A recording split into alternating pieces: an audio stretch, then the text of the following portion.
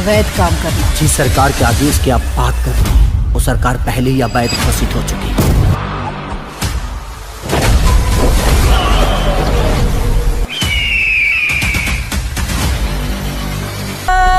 जियो जियो जियो के सारी झलक तेरी सब पे भारी। हेलो दोस्तों, वीडियो को लाइक कर दो, चैनल को सब्सक्राइब कर दो। खेसारी लाल यादव भोजपुरी में मूवी लेके आने वाला है बहुत बड़ा। उस मूवी का नाम है डॉन। इस मूवी में एक्शन फाइट होने वाला है। डॉन फिल्म में रोमांस देखने के लिए मिलेगा, गाना भी मिलेगा देखने के लिए खेसारी लाल यादव का बहुत अच्छा।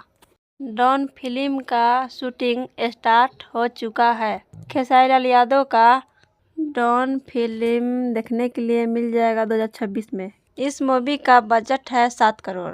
डॉन फिल्म में हो सकता है खेसारी लाल यादव का हीरोइन व काजल लखवानी बन सकता है। खेसारी लाल यादव का हीरोइन काजल लखवानी। डॉन फिल्म में खेसारी लाल यादव गरीबों को बहुत मदद करेगा।